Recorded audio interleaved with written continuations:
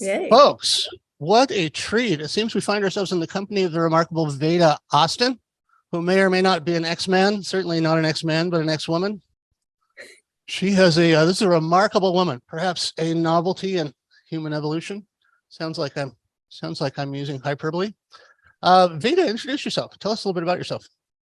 Hi. Well, no one has ever introduced me quite like that before. So I don't know if I can quite live up to that, but essentially I am a water researcher, and I've been studying the life of water for the last 9.5 years. And I take photographs of water as it's between the stage of molecular chaos and molecular order, between liquid and ice. And I'm able to see that quite often water will respond in imagery and something I call hydroglyphs, which we'll get into, and signature patterns. So there's these 3 ways that I've discovered that water communicates through this frozen language. It's a very simplified version. There's so much there. This unpacks and it unpacks. I want to start this with a little bit of a metaphor. Analogy, metaphor, you can think of it as a riddle. It's a little thing that's in the Masonic mode of teaching, where if you get a tarot deck, or if you get just about any kind of old, legitimate, esoteric teaching, there's a certain mode of education where in Masonry and the tarot and the alchemical textbooks, you get the symbols for free. You get the external riddle for free. Then you walk around in your life and you knock it around, spend some time with it in the big rock tumbler. And eventually the meaning of the symbols will come to you, and they don't have to ram it down your throat. Nobody solves the riddle for you.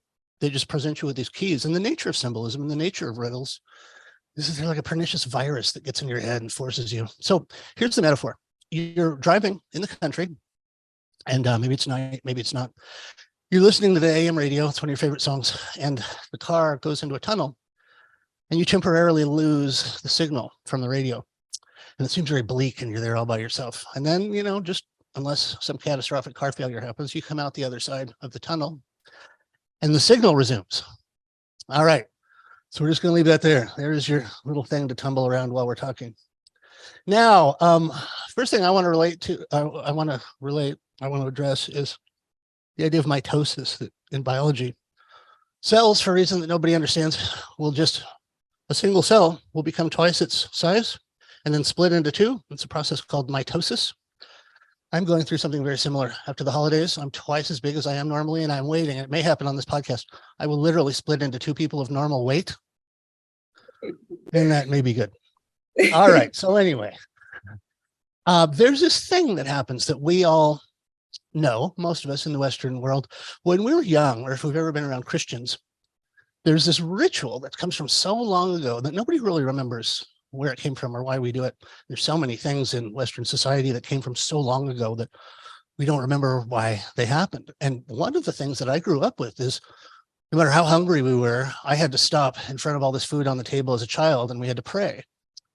Why do you have to pray? These kind of theological questions come up when you're starving to death and you're a child. And there is this thing that's been an open question in my mind for my whole life. And certainly not the biggest question ever, but when you came into our lives, it certainly addressed this thing.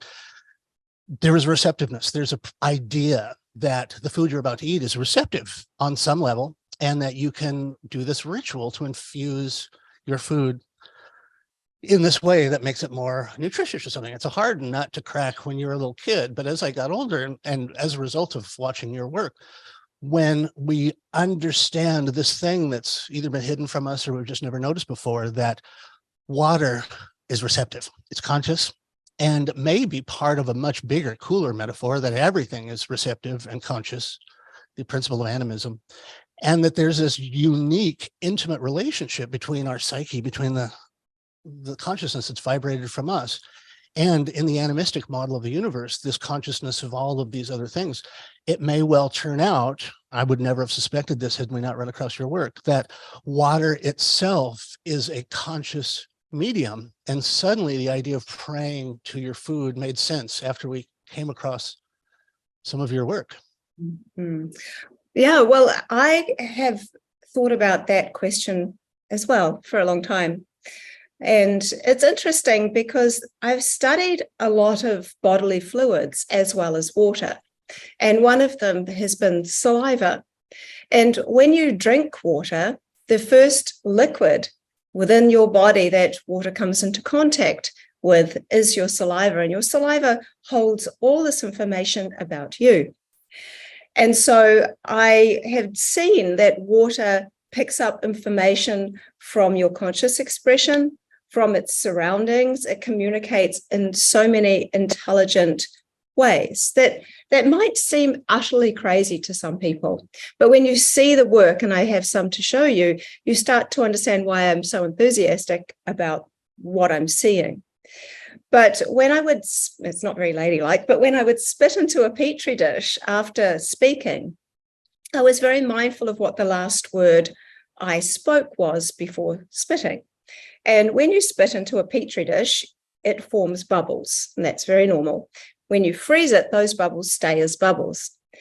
But what was interesting is that one example is that I was speaking to a friend about the number 8, and someone had said, write the number 8 and keep it in your wallet and you'll get more abundance or something. I don't know. We were talking about that anyway.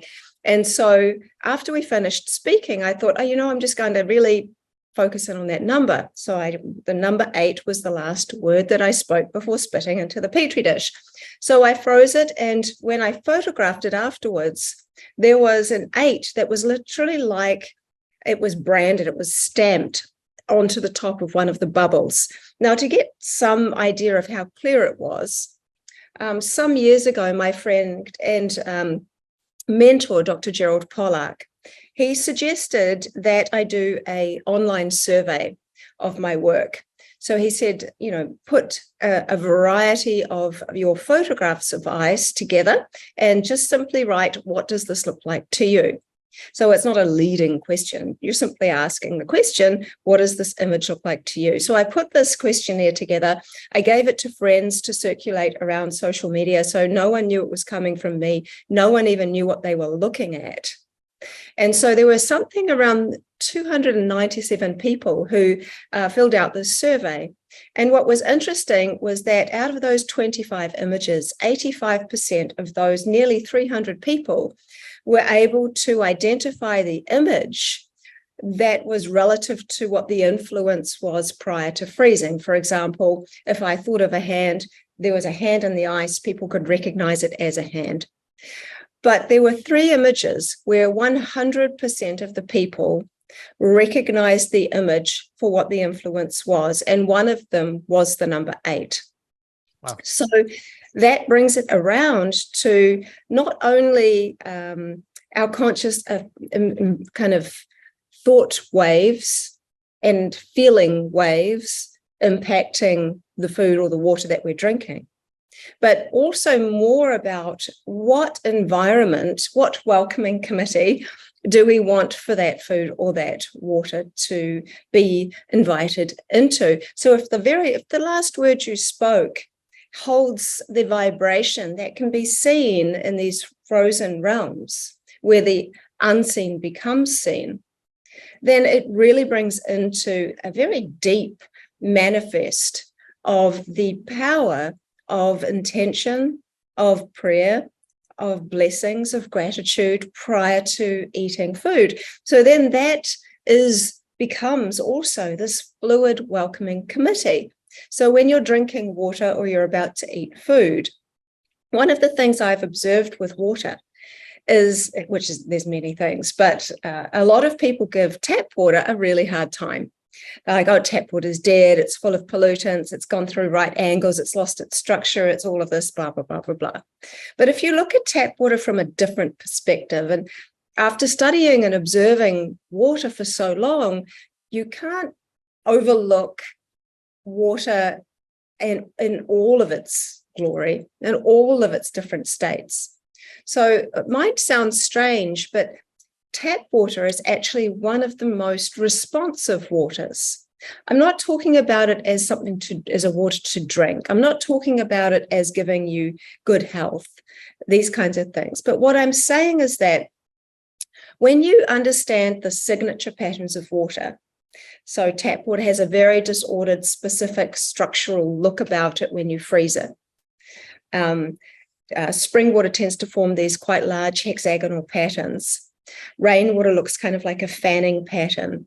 Filtered water has these lines. Like there's very specific patterns for types of water, right? So when you know what tap water looks like, what's so interesting is that when you put that tap water into a singing bowl, for example, and play the singing bowl and then freeze, you see that it's actually transformed. It looks more like river water or stream water. It starts to form these flower shapes. It starts to look different structurally, but it doesn't change chemically.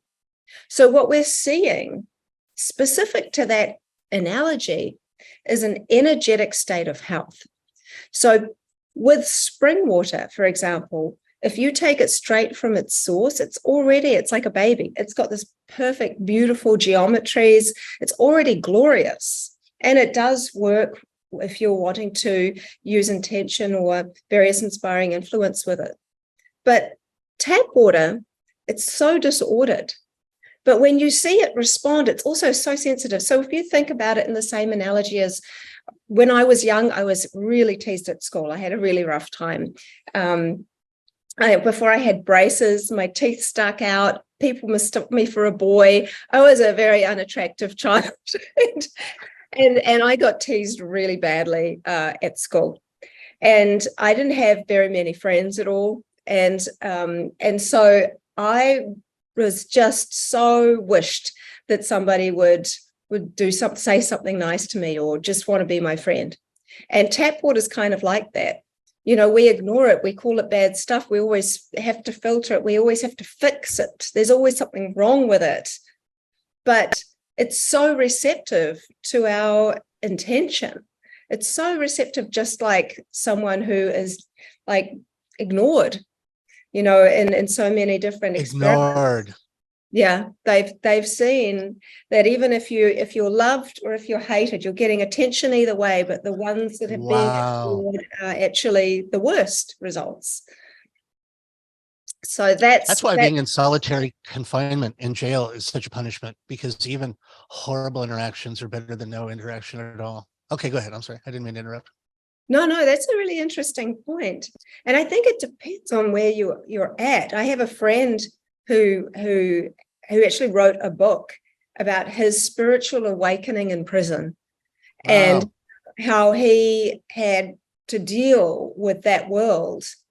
And his crime, although it's not even illegal anymore, his crime, he was found with some marijuana. And they threw him into a very, very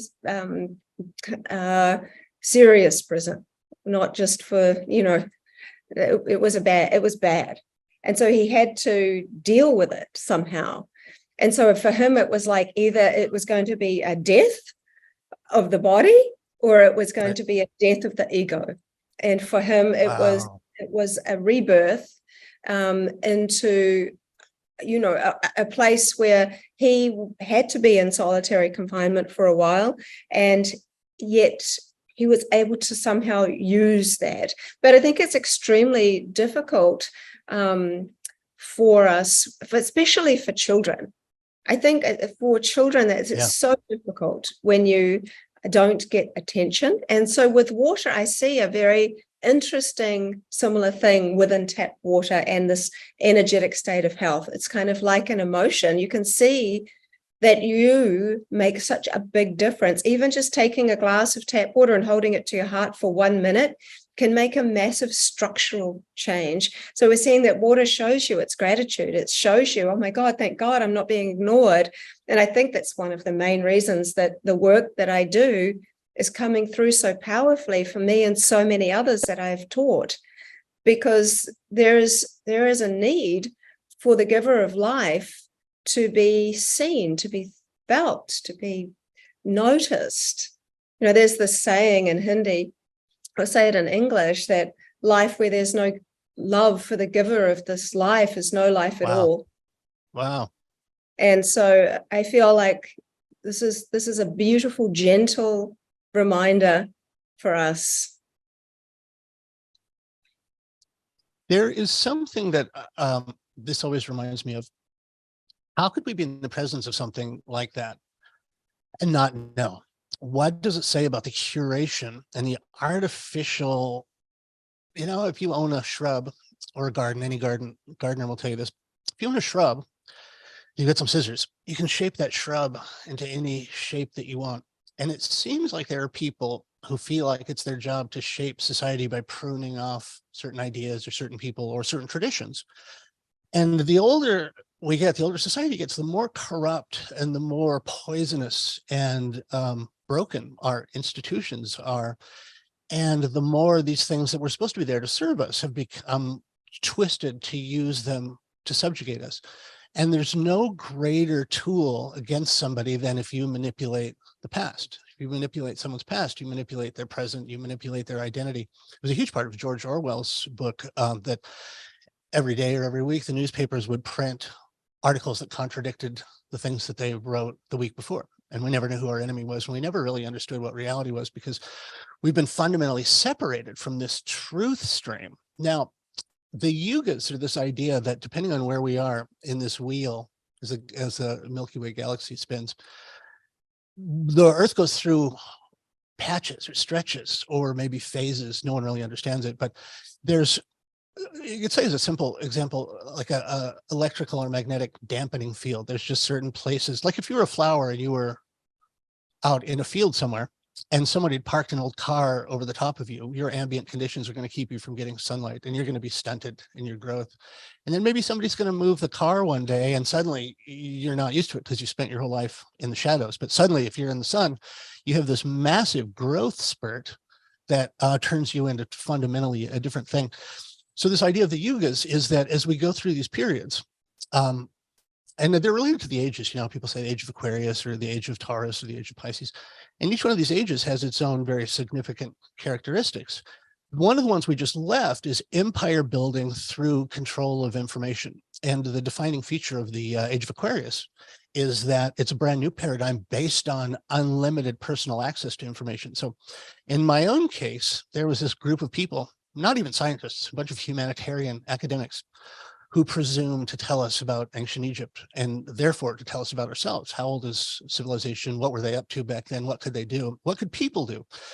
And the more you study this stuff, and just personally, I've not just become convinced, but it's just absolutely incontrovertible to me that our past has been significantly changed, possibly specifically to disempower us in this way, to make us forget about different types of power bases that we had in the world, or different kinds of belonging. Like you'd said, fantastic way to disempower someone is to isolate them or to atomize them. And so there seems to have been a connection to other types of consciousness. There's conditions, oddly enough, to this day, when the galactic center comes over the horizon, careful scientific measurement of psi and anomalous cognition, they call it psychic abilities, basically, that we have more and or less measurable psychic ability, depending on the configuration of stars overhead and so on. So the metaphor of being in a car, driving into a tunnel, and you can't hear the radio signal for a while, and then you come out the other end and suddenly you can hear it again. Very much like this idea of the yugas, where there's something about us, our cognition, possibly the way that we're modified by the education system. Like it may be naturally occurring, or it may be an artificial technology that's behavior modified us. But whatever the reason, we've been disconnected from the ideas and traditions that we are a consciousness in a garden of consciousnesses, and it's basically paganism. Before the Christian overwriting, overprinting of our psyche and our culture happened, we were part of a living universe, and we were an integral part, an essential clockwork mechanism. And somehow in the society that we've grown up in the West, we've been extracted from the watch. So it's just us by ourselves. So we've all gone insane because our fundamental purpose is being withheld from us. But also these sources of comfort and these sources of possibility of evolutionary advancement have been stripped away by isolating us from nature. So someone like you comes along and reminds us we're not outside of nature. If we weren't living in this poisonous, artificially designed Skinner box, we would have natural access. Oh, I'm gonna tell you one more thing. I literally have an egg timer here to keep me from doing this. Look. And I'm ignoring it. I'm ignoring it right now, Veda. Well, let me stop there. You any comments on what I've said so far? Look, well, I have lots of comments about that. And actually, I think it was 2 days ago, I went to a secondhand shop with my daughter. She loves to go to secondhand shops. This is going somewhere. And and there was this book that I was drawn to. It's called The Return of the Prophet. And there's this one potent sentence in there that made me feel so different and so relieved. And I want to read it to you because it's so simple. And I think that that's when you know something's real. That's how you know something's true. Wow, is that you don't have to spend like 8 million hours trying to describe it and all this kind of things. It's just a simple truth. It says, what is shame but a cloak woven of morality draped around the innocent? Wow. What is shame but a cloak woven of morality draped around the innocent? And that was extremely powerful to me. Wow. Because it made me think, as soul, as spirit, we are innocent.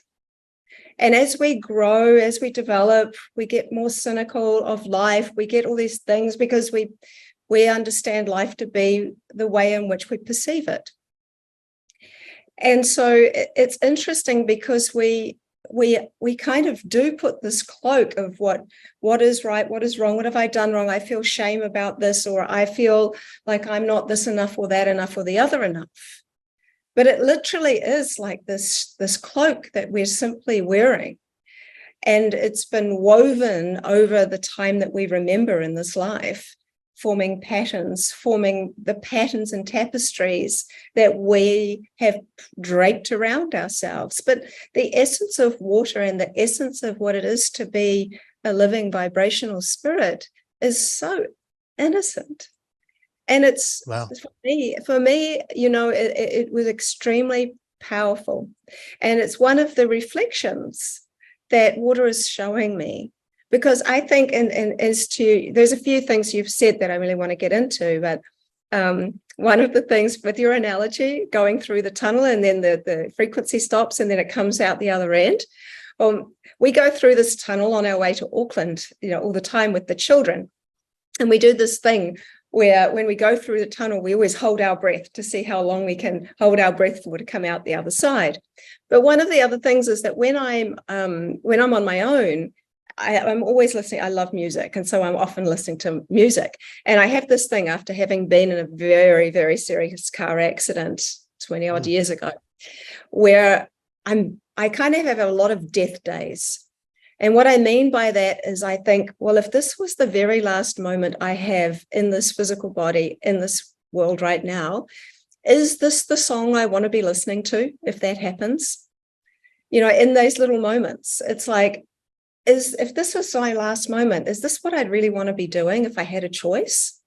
And so I'm always mindful of what music I'm listening to. Is this something that I really love? Or is this just droning on the radio and I'm not paying any attention to it? It's kind of bringing myself into these moments. So if I'm listening to a song I really like, which is a lot of the time, and I go through a tunnel, especially if it's on the radio, because that's when the music will go out. And when it goes out, when the tune goes, inside of me, I keep singing the song because I know that song, and we all know this song. We all know the song because we remember it in our intelligent water. It never forgets. So when we come out the other side, it's like matches the song coming out. And so it's like my chance to actually sing along to the song that I know, even though the reception's gone out. So perception, I think, it's like each person will probably tell you different things about what that idea of being in the tunnel is like. And so with water, it's constantly a reflection. So you gave a really, really interesting analogy about the shrubs and growing the shrubs and these things. Well, quite often I think, and how people like to shape the world like they would like to shape the plants. But I think one of the more fundamental problems that we have, that I see amongst myself and others and friends, and just it's such a problem, and it's something of which I'm continuously working on, is that, say somebody gives you a seed, and that seed has come, from someone you have absolutely loved. Maybe they've passed away, maybe it's, a best friend or a relative or something, and they gave it to you on their last breath, and they said, please plant the seed. And so you, and so you take great care. You go and get the best soil, have a nice pot. You are very mindful of making a hole and planting the seed and putting in it just the right place so it gets enough light. You water it, you tend to it, you look after it. And then you see that this little seedling has just started to like pop its head out of the soil, and it makes you so happy because, oh my God, we're growing this little seed from such a special source. And then as the seed starts to develop and the leaves start to grow, it's still really small, but it's so beautiful. And of course, what's the next thing we're going to do? We're going to want to water it. We're going to want to give it light. We're going to want to keep seeing it grow. But what we do so often is look at that seed and point our finger at it and go, you're not fucking good enough. Wow. You aren't this and you're not that. And that's what we do to ourselves. And if it is receiving impressions, if we are actually projecting things into that water, Venice tells me this all the time, that stop commanding the universe to make you a loser. Yeah. And the thing is that when we do that, which we do, we, as a middle-aged woman, married to someone 20 years younger than me, it is very confronting. No matter how many people might say, oh, you look so pretty, or this, you're that. You're the only one in your head. And only you know how you perceive yourself. And on some days, I can feel that I am in my most highest spiritual expression, more than this shell, more than how I look. I am, so much more than I can even speak, and as we all are. And then there are days where I look and I'm like, oh my God, I can't be 18 anymore. I can't look 22 anymore. I can't, I'm not that. And then we have this fight, this battle of what should I be? What can I give?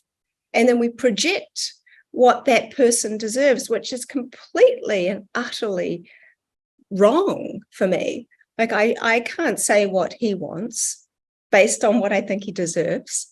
And so the best gift I can be for him and for me is to follow my passion, to follow my truth, which is very simple, which is to share this message of love, of kindness, of truth, of water, and also to set an example that it's not easy to be in this world.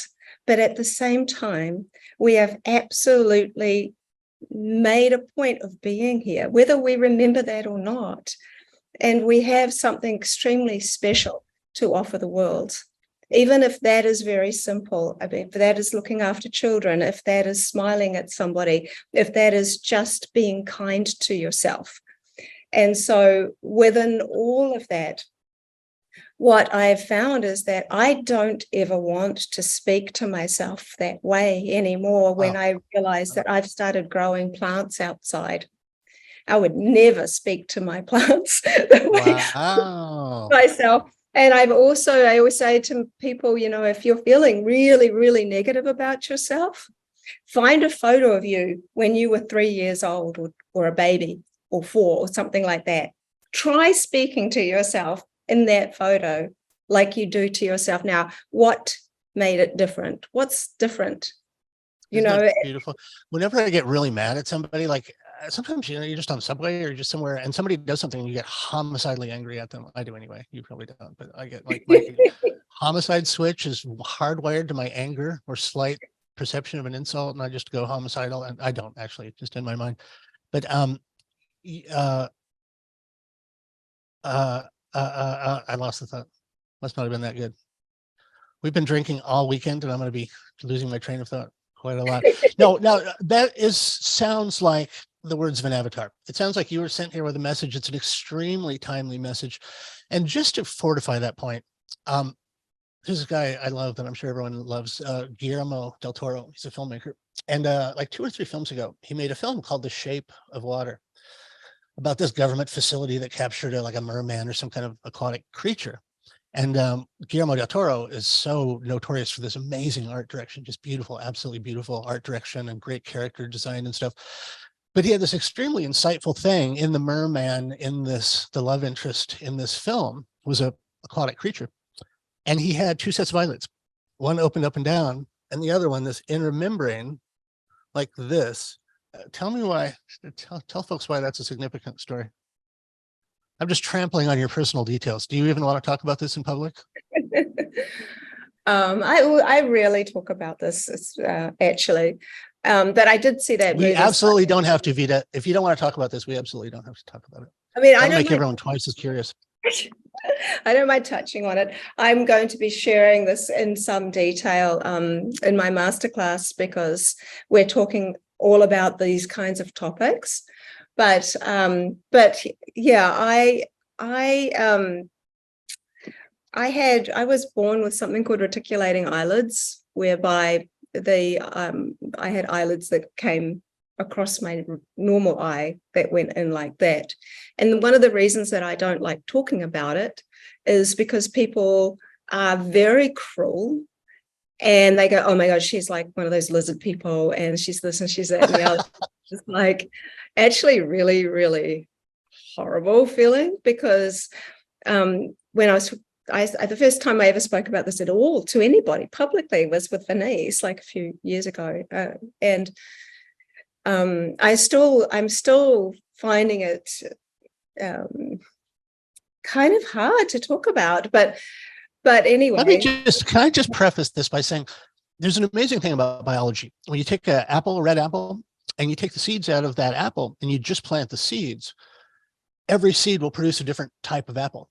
There's this randomizing thing about nature and about evolution, and that all the time people are born with these tiny little mutations that make them just slightly different than everyone else. And it's the way that nature has steered us towards our telos all along. And so it's certainly not uncommon that someone might have been born with this slight genetic aberration. What's less common is that when it's a functional aberration, it's not just like you were born with an extra arm that doesn't do anything. You have a functional aberration in your genome.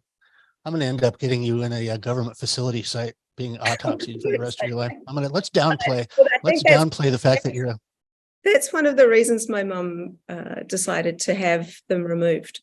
She didn't want me to become a science experiment when I was only a couple of days old. I was very young. And when I started back at school, I was 5, and they started to return. And so I had a second surgery, and there was, I basically, between the ages of being born and 5, my mum had sort of become very good friends with this guy that did the first surgery, and he ended up retiring, but he would come to see me quite often. He'd come at least once a month to our house and ask me how I was, and he just became someone that I was very familiar with. And up until the time he passed away, you know, I remember him coming and chatting to me, and just he became kind of someone I was, you know, very comfortable with, which I think Mum really wanted. And I think there was developed a relationship between them. I don't mean an intimate one or anything. I just mean around me. And so when they started to come back more in my right eye than my left, which is the one I'm the most sensitive with now, he did the surgery. But, you know, it took a very, very long time for my eyes to kind of come back into functionality, because I was learning Braille, because they didn't know if I'd ever be able to see it. Oh, wow. And so I didn't recover well from the very first time, but much faster than the second. And they weren't fully like there yet. They were just starting to like grow.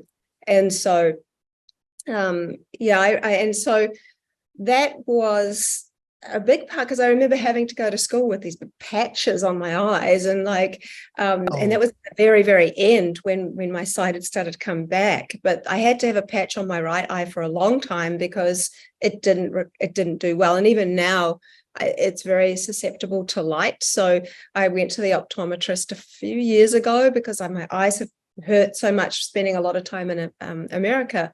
And he said, no, your eyes are getting sunburnt because I have such a thin layer of irregular eye lens. And our eye lens is actually 99% highly ordered structured water. And we see our entire world through this lens of water. So everything we see physically in the world is through the lens of water, which I always think is interesting. But bringing back around to that, it's like I knew that this wasn't normal. Especially as I grew older. And I just wanted to be whatever normal was. But normal didn't seem to, follow me. and when I was, nearly 14, I essentially, without going into the great big story, I drowned. I had a drowning experience, and I had what I call a near-death experience, because the other option, if it wasn't a near-death experience, is that it was a reality. And I'm not really sure which is the one, honestly. And which is more disturbing? Which would be more disturbing? Huh? Well, I mean, my intuition is that this was a real event. If it was a real near-death experience, then that's fine too. But I don't know, so I can't say. And a big part of the work that I'm doing is bringing, it's like a very subtle science into reality. And one of the reasons I think I don't share much of these stories is because I really want to be in a very mid-ground centered space, because I want to invite science and I want to invite consciousness to this artistic expression, but I don't want to be too far either way. I want this work to be taken seriously, because it's a very intelligent point that don't give people superfluous things to seize on. People will always seize on a detail and miss the big message. So I certainly understand why you're curating your story. Yeah, but I had, through this drowning experience, essentially, the last thing that I remember, because I went in the ocean, and the ocean had kind of come off a little bit of it got deep really quickly, and I wasn't very familiar with that beach. And I had felt something around my ankle pulling me down, and that was what I had remembered. But only until 9 years ago or something like that, I had no recollection whatsoever of what had happened during that period of time.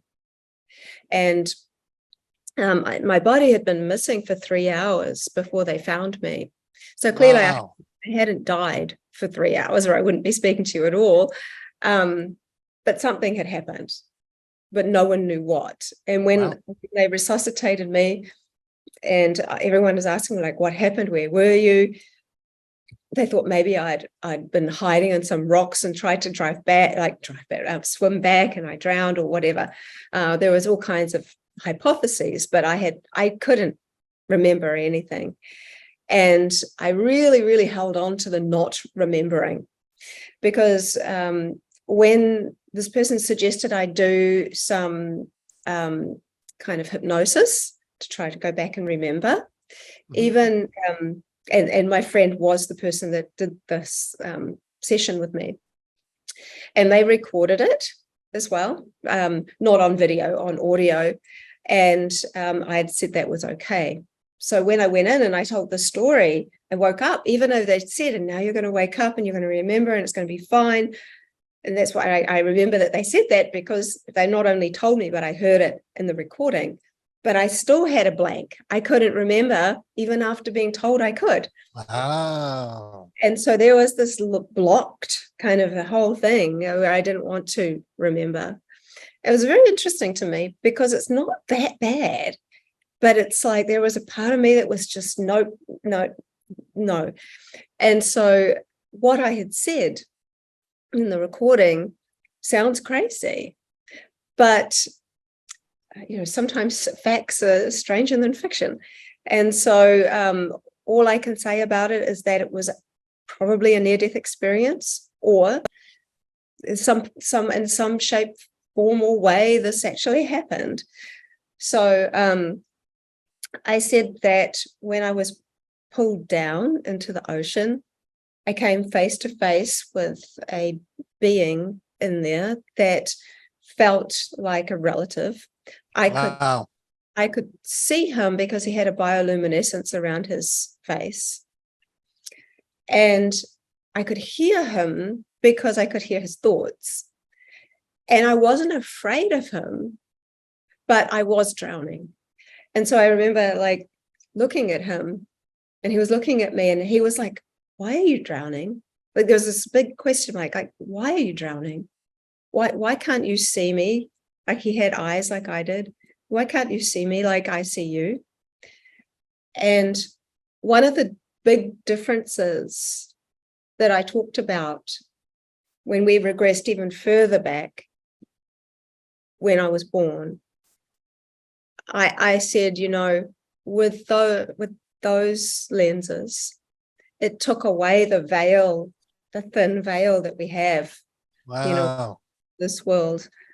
And I went into a lot of detail about what I saw and how I saw the world, and how huge an adjustment it was for me to be here in this world, and how dense it felt. And an odd thing happened when I was 1. I won't get into the details about that either, but I ended up having to have 3 blood transfusions. Wow. And I had this big abscess on the back of my leg. I have a huge scar on the back of my leg from it. And I just couldn't recover well. And so they had to give me all these blood transfusions. And after having had that happen, some of the gifts my mum told me that I had, I don't really remember them well, went away. So that was an interesting piece that I found blood a very interesting thing to think and talk about and study about a little more with this work with water. But anyway, when I was face to face with this being and I heard him, like, "Why are you drowning?" And then that kind of made me go into the feeling of drowning even more. Wow. I could feel there were 2 more feminine ones behind me. And then there was this immediate, okay, we have to create an action here. They have to do something. So I felt this kind of pulling back, like my body was pulled back like this. And I felt this kind of like I left the body. My body was held in this sort of state of suspension. And this essence, like a subtle body, it felt like I had a form of kinds, but it wasn't like this one we have now. And I went through this vortex, and the vortex was so fast, like you could see it moving round and round and round, and you could like, I was going through it so quickly. But unlike what we might imagine, something moving so fast might create so much noise. There was no noise. It was like this most silent I've ever experienced anything. It was completely silent. And I went through this vortex, and I was moving at such speed with no sound. It was so hard to explain. And then eventually going through this thing, I kind of popped up to the surface of another body of ocean, another body of water. But I was off the coast of New York. And I know this. I am telling you all of these things because I've listened to that audio recording multiple times. And when and this person was saying, what date is it? What time is it? Exactly where are you? And all these questions, of which I'm going to talk more in depth about, because there's a lot of missing pieces still, even for me. And as I'm talking about it, it's not like I'm having a memory of the event. I'm having a memory of talking about the event. And so it's sometimes even hard for my mind to remember everything in detail because of that. Anyway, so I'm lying on the surface on my back, looking up. And so there's some idea of a body, but I can't see my body at all. But what I see above me is this circle of lights. And again, I can see actually through the circle of lights, there's another vortex. You can see them. But again, there's the silence that comes from it. It's really interesting. It's kind of like the silence has a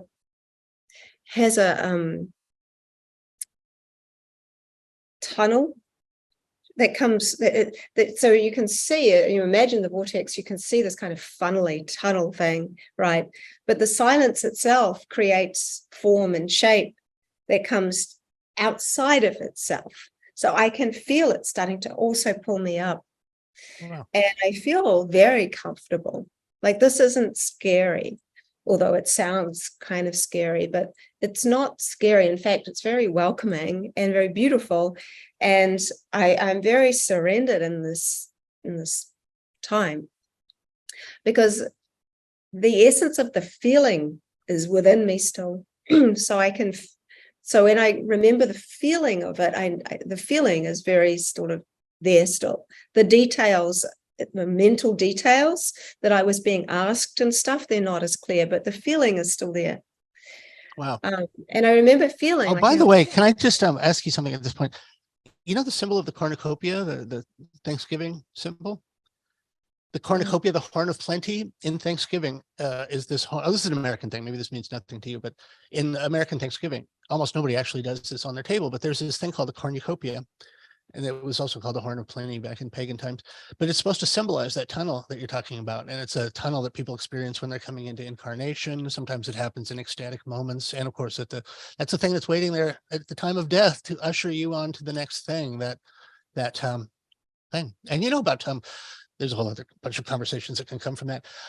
There's someone here that wants to ask you a question. If you look behind me, our news department, you know how on CNN, the commentators have a news department behind them that's a busy and active. And so here's our news department here. Here's the music department. Here's the soundtrack department. There's our, Denise has a question she wants to ask you. Oh, this one is about your image of the London Bridge. Okay. So the gentleman said you have a picture of the London Bridge, but it is actually the Tower Bridge. And so it is a very common mistake. And he's wondering if the water is responding to the collective consciousness, even though that it's an erroneous agreement, that it's not actually actually the tower, but everybody thinks it's the London. So water seems to be responding to the collective unconscious mistake rather than the reality of what is. So is that an accurate description? I didn't show the water of the London Bridge. That was actually from children singing London Bridge is Falling Down. Oh. Yeah. So that's interesting. So London Bridge is Falling Down is really an interesting kind of difference, I guess. So maybe there was just a misunderstanding that I showed or wrote the word London Bridge or something. But the song, the children sing it. And it was from the children singing London Bridge is Falling Down. So it was probably quite relevant to the words of that song. All right, here comes, one last question. Coffee. If you put your intention into coffee, which is not just water, but it's water with coffee and maybe some milk and some sugar, does the intention still hold, darling? And I'll get a chance to Well, actually, I've done lots of studies using coffee and crystallography, because you don't have to limit it to water, and you can use any fluids. And so actually you can use my technique to see the different states of structure of your coffee. And there are certain coffees that look amazing and certain coffees that look pretty rough. So it's quite a helpful thing you can do, actually. But as far as putting your intention, I think so many people are thinking of the external rather than the internal world. It's like whatever you eat, whatever you drink, whatever that you put into your body becomes you. It's entering the world of you. So it's more important that you focus on what this body is like, how it is received. These things, you know, we put into our body expecting them to heal us or to do whatever, to make us feel whatever we want to feel. But actually, it's more about how our body receives these things that is the most powerful part. Again, what is constantly reminding me that what all of these, you know, beautiful scriptures and deep philosophical texts are sharing is that, you know, within us is this spark of the divine, that this beautiful innocence, this pure reflection of love. And as corny as that might sound to some people, and it's like, oh God, here comes the we're a reflection of love thing, because people have misunderstandings, I think, of what real love is, because love in the world we've observed hurts, but then is that really love? I don't know that love actually really hurts. It has to do with if you're part of a system or if you're on the outside of it, that you want, like, that you have a regard for your own body and you don't purposely cut yourself. If you feel like you're part of something, you have this natural tendency to build on it and water it. And if you're on the outside of something, you're ambivalent to whether or not it succeeds or carries on. Yeah. You just set up a perfect pivot to the next thing that I wanted to talk about. Are you finished? Are you? Sure. I don't want to step on your last point. By the way, when I want to feel really edgy and irritable and intolerant, I project that into my coffee and it always works. I want to be like, not hear anybody else's opinions and be really angry and just shake and vibrate for no reason. I project that into my coffee and it always works. Anyways, here's the point. People may be wondering, what does Veda have to do with magical Egypt? What's the crossover point? And I met Veda through Venice, and they're working on some stuff in Magical Egypt season 4, and I've been very impressed with Veda, understandably enough, after you've heard her talk. Here's one of the things that really ties this to a central significance in the Magical Egypt series. We're studying Egypt in a different light as a result of the things that they expressed in their artwork and the technology that was put into aesthetics. We're not Egyptologists, but we're experts in art and symbolism and the language that art communicates in, the modes of expression that art can take. And that the point of Magical Egypt is there's this different Egypt that expresses itself through the art. And when you just listen to Egyptologists, you get one picture of kind of a dismissive picture of simple savages back in the past. But then when you actually look at the art, when you look at the pyramids, you look at all the anomalous technology, clearly this is more like looking at an alien civilization on an alien planet, that this is one of those examples of a previous high watermark in human accomplishment. But in Egypt, rather than going the route that we've been going in the modern Western world, where we understand everything about the external world and nothing about our internal world, the technology of the past, which is often confused for religion, but it is just it's a science that's expressed in this very right brain way that doesn't depend on language and whatnot. So as we study Egypt and as we study the artwork in Egypt, we find all of these expressions of extreme mysticism, kind of very much like yoga, tantric practices, but every metaphor from ancient Egypt turns out to be, if you look at it right, as a scientific discourse on one of the basic principles of nature that contributes to consciousness. Or the Egyptians were really good at pointing out these similarities between the structure and tendencies of consciousness and the structure and tendencies of the physical universe. And it's weird how many points of overlap they both have in common. The fundamental, most important origin story that comes from ancient Egypt is this idea that before there was anything, the birth of the universe was an ocean of undifferentiated water. And the very first thing that happened, the primordial scission, they say, the thing that separated the complete homogeneity of the universe as this river of water, was this primordial mound raised up out of the water. And for that first time, water and wet and dry, liquid and solid, differentiated from one another. And all very interesting, but all very abstract and kind of ultimately pointless when you hear it the first time. But then when you think about how all of Egypt, just like the tarot and just like the alchemical plates, they don't speak in overt words or sentences. They speak in symbols, these idea structures and metaphors that, as we'd said before, the Masonic way of teaching is I'm going to give you a metaphor and let you put it in the rock tumbler for a while. And eventually the meaning of the symbol will make itself apparent to you. And that's such a deep teaching that you never forget. And it's a completely different way of teaching than the Western scholastic academic method of teaching. And it teaches your right brain. You only understand something when it gets into your right brain. So you can understand every baseball statistic that's ever happened. Hierarchical lists are a property of the left brain, but it gives you no wisdom. It doesn't give you any tools that you can use. It gives you no understanding. It doesn't modify your shoe tree of reality in your brain, the map of reality that Jordan Peterson talks about.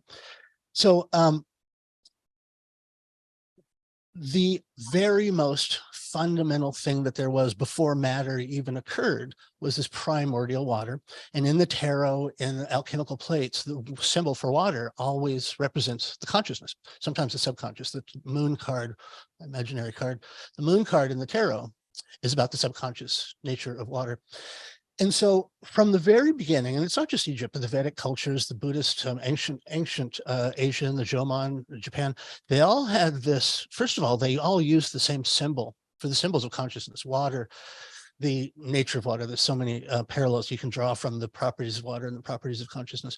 But the fact that they pointed out that all there is, we've talked about this, I think we talked about this last time we spoke, in the modern paradigm, the material paradigm is all there is, and that modern cognitive experts, the materialists, will claim that consciousness is only generated in the brain, all your memories are stored in the brain. And the other model is that consciousness is the original thing, and all of the physical forms devolved from consciousness, like the primordial mound raising from the water. And so the ultimate intelligence that symbols try to tell you, the structure of temples and whatnot, you're learning the primordial structure of the universe and the structure of your consciousness when you study the tarot, that the whole universe can be split in half and folded up once. It can be split in fourths and folded up a quarter.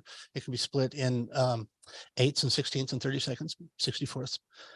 By dividing, your brain is a separation machine. And anyway, that I could go on forever with that, but the ultimate original separation was material out of consciousness. So when I came across your message, and compelling, and you're a fantastic orator, but the thing that stuck out at me was one of the most fundamental things that the ancient Egyptians told us about the universe is that it literally is consciousness out of which forms and things devolve. And each of us break off in this little bubble. There's an amazing hieroglyph in Egypt about the solar boat, and it's surrounded by this wiggly snake that's a little bubble. And I never really understood what that meant. It's very mystical. You get one life to build a spaceship that you can move into once your body dies. Maybe not one life, maybe a million lives. But anyway, so I was asking my mentor, John West, about the nature of this hieroglyph. And he said that snake, our friend Harold Tilton talks about this too.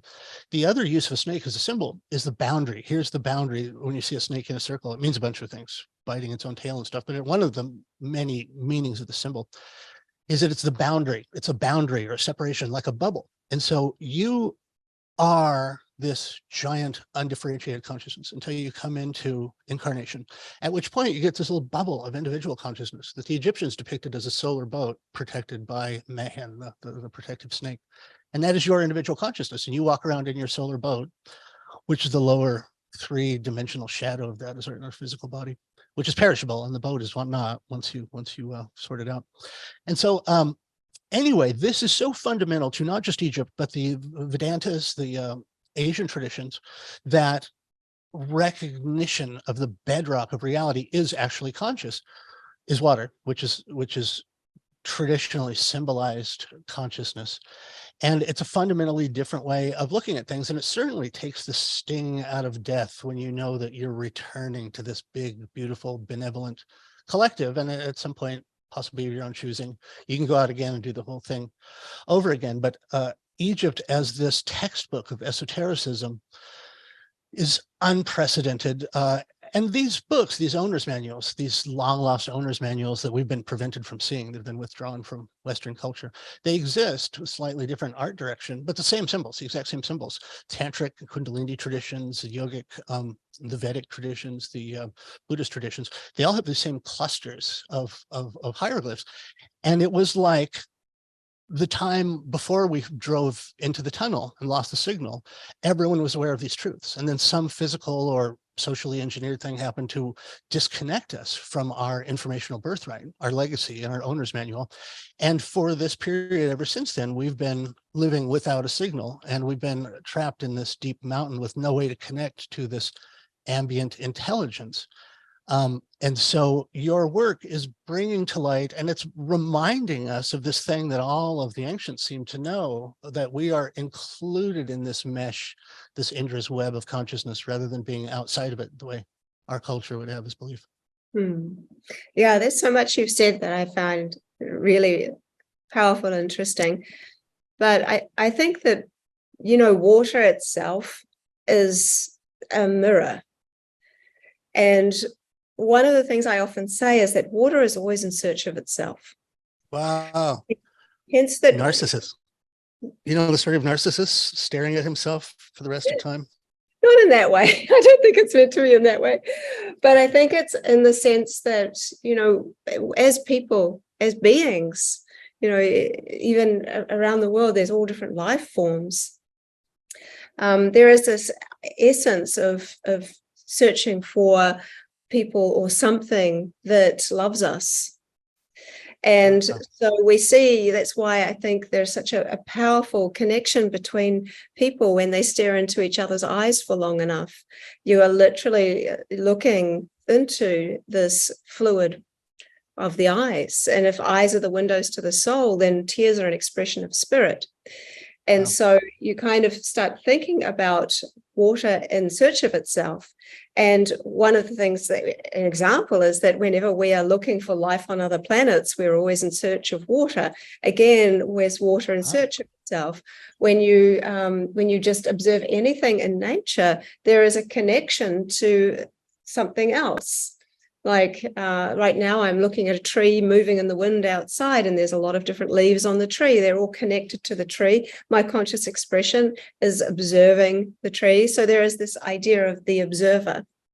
And so as the observer, which I think actually water in its most spiritual aspect is, because in Maori, and I'm sure in some other cultures, but in Maori, the word for spirit is wairua, meaning two waters.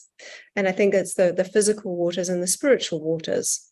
And so my observation of water has led me down some very deep philosophical roads. And I think that when something is true, I think science, art, and consciousness should overlay perfectly. Wow. And The so, good, the true, and the beautiful. Yeah.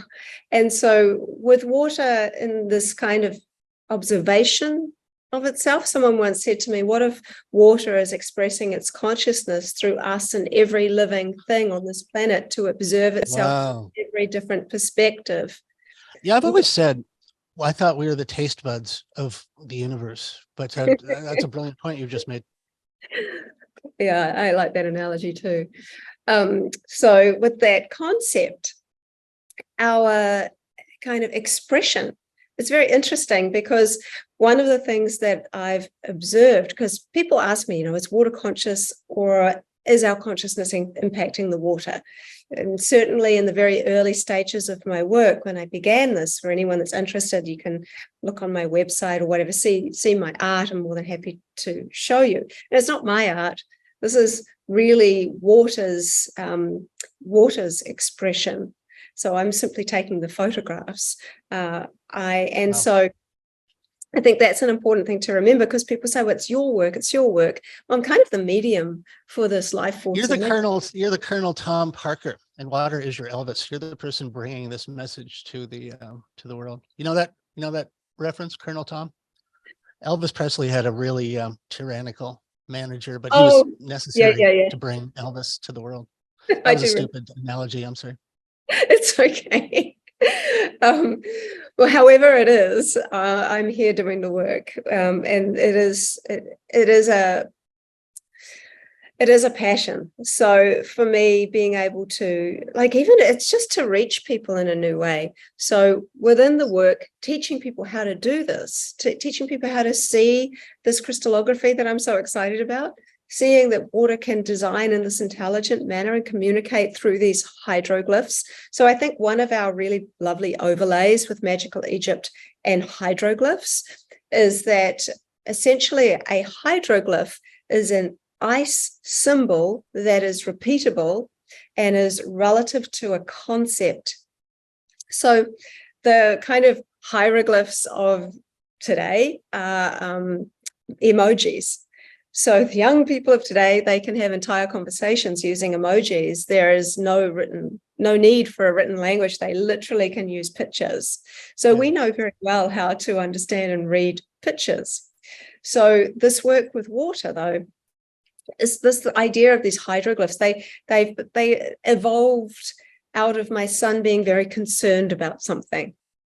So about 4.5 years ago, my son had seen Emoto's work. Now, Emoto wasn't embraced by the scientific community because he essentially cherry-picked the photos that he wanted to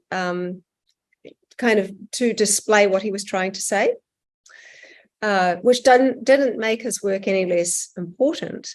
It really did open up people to the idea that we are bodies of water, sensitive to thoughts and sounds and vibration and frequency and energy and all these things. So that was a very important piece. But he did show things very much in contrast. And I have observed that the humans love to see the best and the worst of things. They're not so interested in the middle ground, which actually most of us are living in the middle ground, and there's lots of gray, right? But we like to see the extremes. So he showed a lot of extremes, and one of the extremes was heavy metal versus classical music. And the classical music formed these beautiful crystals that looked like snowflakes, and the heavy metal failed to form structure. So through the lens of a young child, of a teenage boy, young teenage boy, he saw that. And when children can't find something they can relate to, they often lean towards the worst case scenario. So my son was like, came to me and he said, "I think water hates me." And I'm like, "Why?" And he said, "Well, it shows that it only likes classical music and it hates heavy metal. But I don't like classical music. I'm not that much into heavy metal, but I like rap." And so he'd gone to the extreme and assumed that anything that wasn't classical music, water hated. And so I was like, oh my God, no, water is never in judgment. And it's my spiritual aspect. It is the observer without judgment. And so he said, "I don't understand." And I'm like, "I'm going to show you." So I went on this mission to photograph so many genres of music to see how water would respond. And I also said to him, the person who was doing the study with heavy metal probably didn't like heavy metal to start with, and their feelings were projected. Oh, yep. And so I said, if that person loved heavy metal and that was their like get up and go yeehaw kind of a thing, then there may well have been a different expression. And so, but that wasn't good enough. He wanted to see what I meant. And so I did so many genres of music, from like heavy metal and rock and reggae and electronic music and drumming and chanting and all kinds of stuff, And I had a speaker. I would keep the petri dish of water beside the speaker, leave the room, so that whatever I felt about it was not part of that. Then come back when it finished and freeze it immediately using my technique, which only takes 5 minutes. So I don't freeze water solid anymore. I used to in the beginning, but then I became more and more aware that I was missing something. And then I discovered more about the fourth phase of water, which is more of a plasma or gel. And I've discovered that at around 5 minutes, there's water on top and ice underneath. And when I was curious to see like, oh, what's happening in the freezer, I was, opening and shutting the freezer earlier and earlier to see what was happening. And when I saw that stage, I'm like, took it out and the water tipped out and there was this incredible crystallography on the dish. And that's my technique. That's essentially where I freeze water now. So we can talk more about light. Light plays an important part in that, just as light is features in so many aspects of all philosophical texts. But Maybe before we move on, there's something that you just said that was really interesting.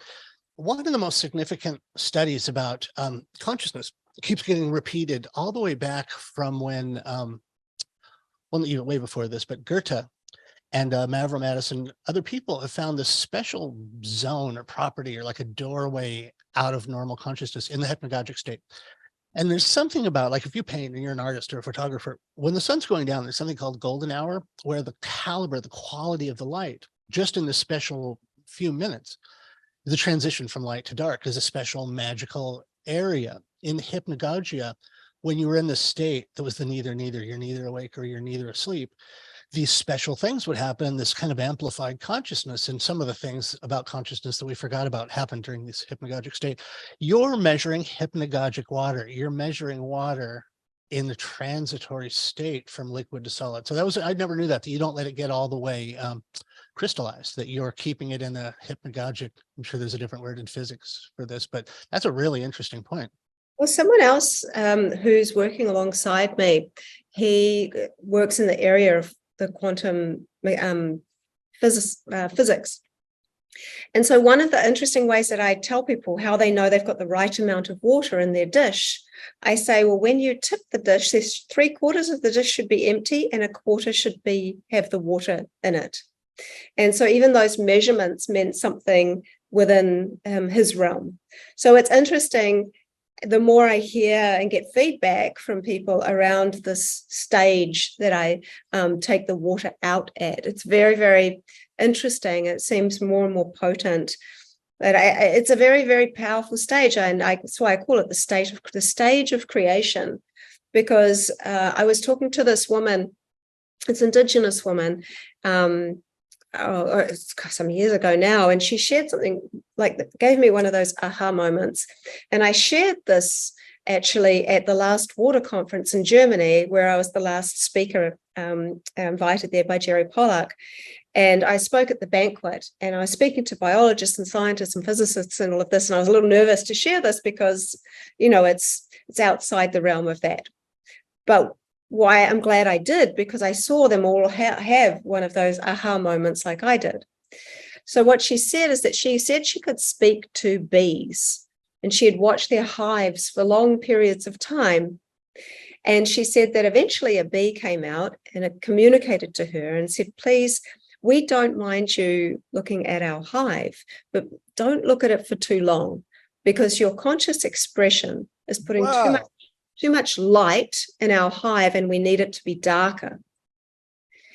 And so this was such an important piece, and especially relevant to the work I'm doing, because if our conscious expression, where we focus our light, is also adding light to it. And I think that's a really nice reminder where we're putting our attention. But one of the features of this in-between stage, so I always say the secrets are in the subtleties. I'm sure the ancient Egyptians knew that too. And what I'm seeing with water is that in these stages in between, this is where we're seeing all of this communication, all of these symbols, all of this work. And they're so profound. Actually, when I said to water, I asked water, what is a hydroglyph? And water responded using hydroglyphs. And the hydroglyph, it used 2 of them. And one was the word for message, the symbol for message, and one was the symbol for living. So together they mean living message. So this is very, very, you can see how complex and how beautifully profound the answer is. So let's do this. We should have started with this. I'd finish your thought. I'm sorry to interrupt you, but Venice keeps reminding me we're approaching a okay. I just don't want to step on your time, so I'll go all day if you want to do this.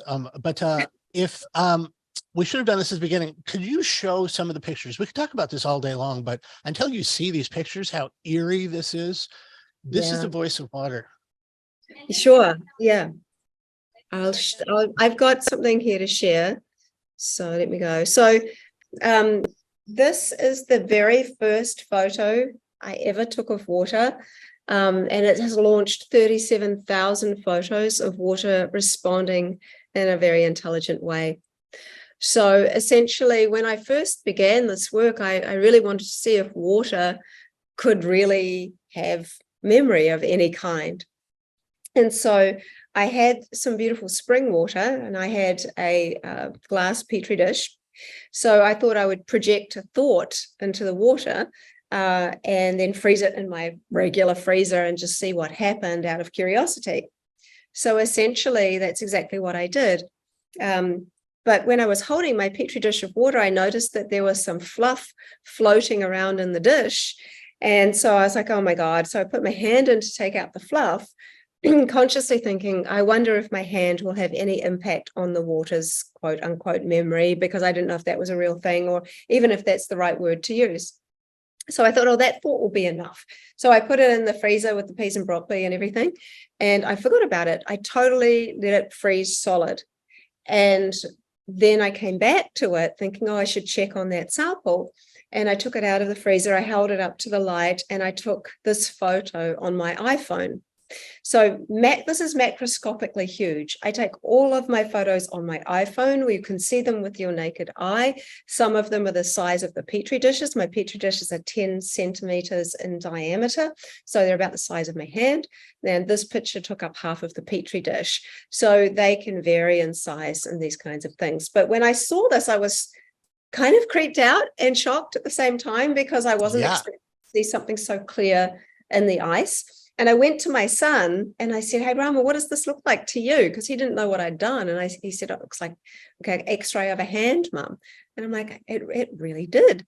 So then I went down to the ocean. I got some ocean water to see, well, if any water is naturally informed, surely it might be the sea water. And I froze that. And I was nervous to take it out because I remember thinking, well, if I take it out and I see something from the ocean, then this might not be random.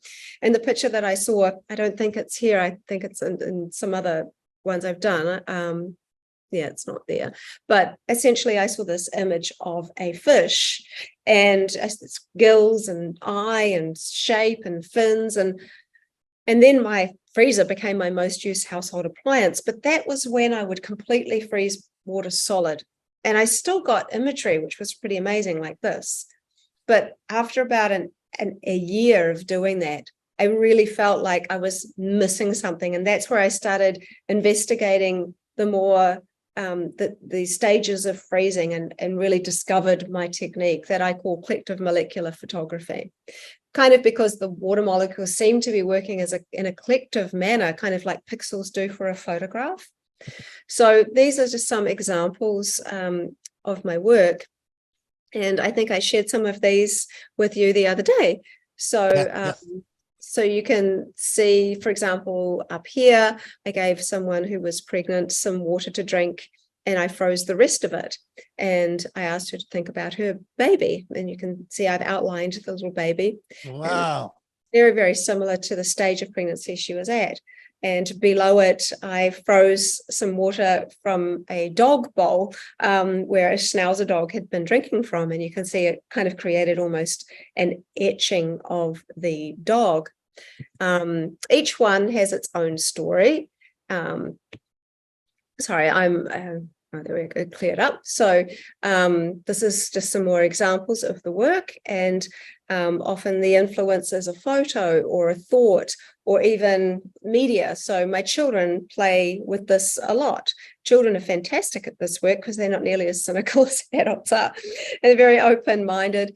And it's really about forming relationship with water, letting go of expectation, because the moment I have an expectation, water doesn't play with me. So it's actually very, very important. So for the scientists out there, this is a very difficult part because trying to make things just replicate out of like demand, water is wild. We have to remember there is a wild part in all of us, no matter how much we might feel like we might not be as wild as some people. The wildness is this freedom.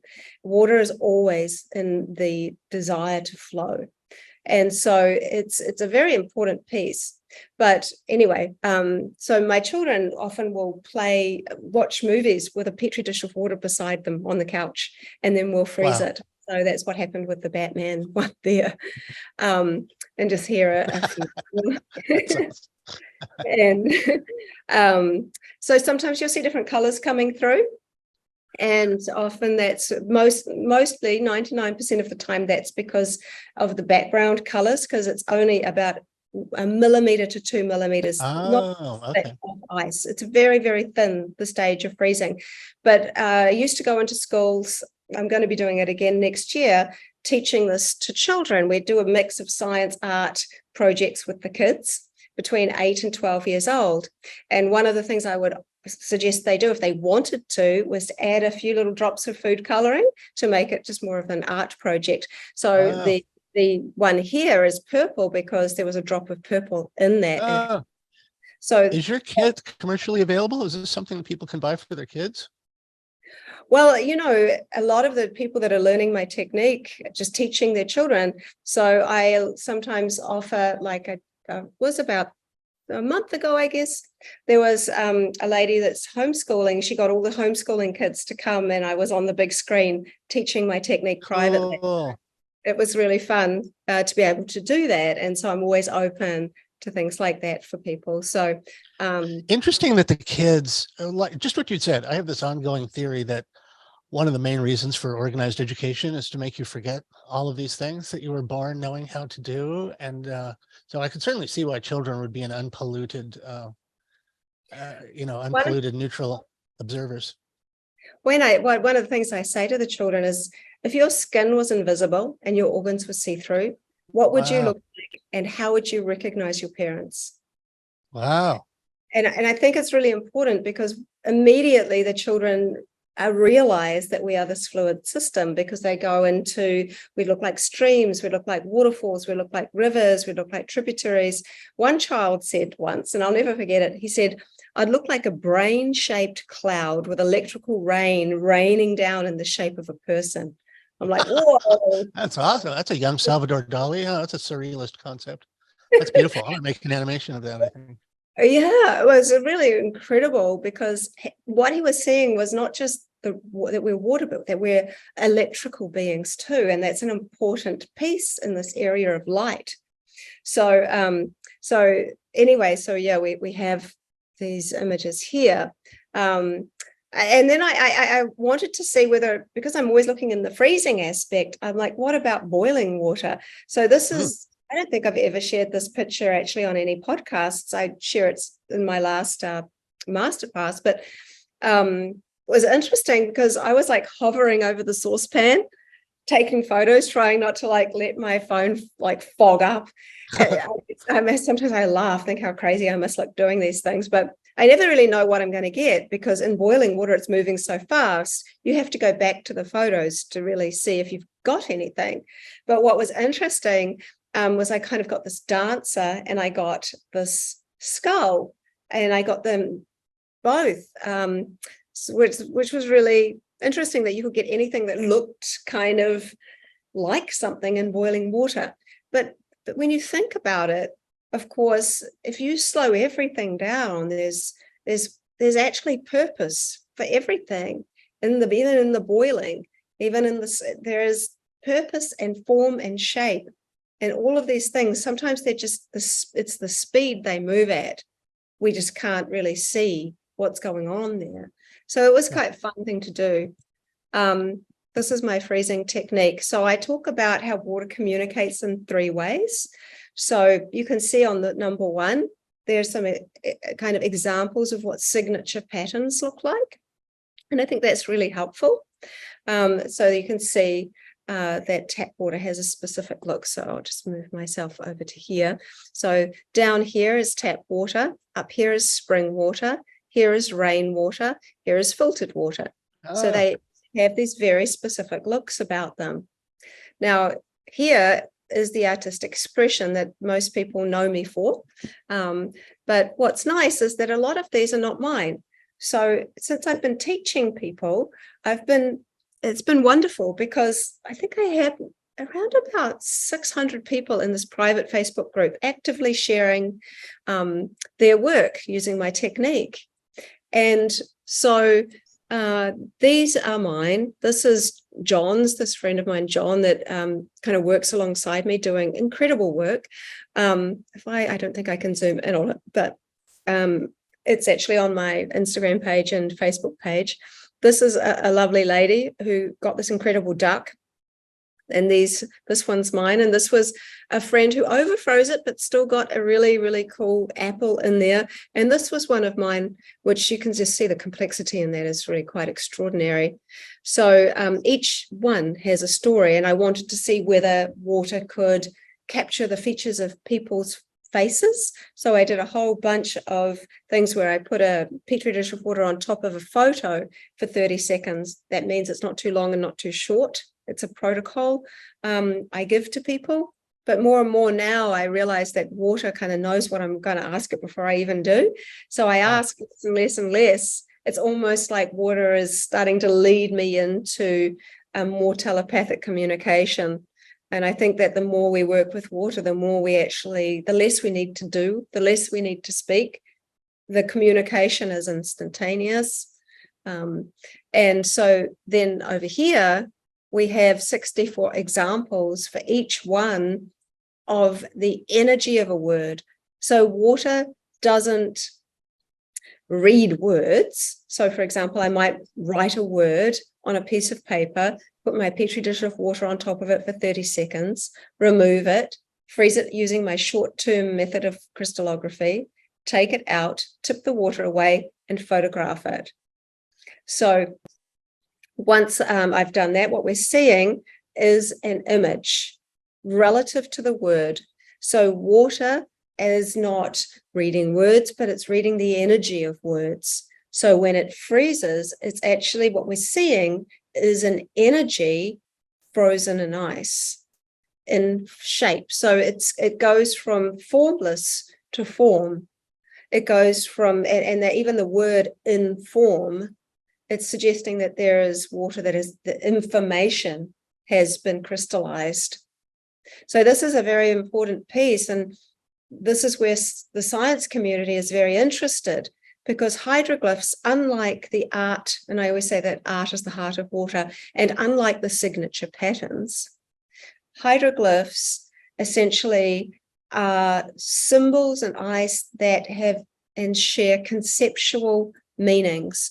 So why I was talking about how my son was concerned about, that he didn't like heavy metal and he didn't like classical music and the water didn't like him, and that whole story I talked about. The reason I was talking about that was because I wanted to show him all the genres. So when I finally got to doing the Stairway to Heaven song, I did that multiple times. And what happened was that in every single time I played the song, I'd see the stairway image. And I started to wonder after 12 times of doing it, thinking, I wonder if that means stairway, because it certainly looks like a stairway.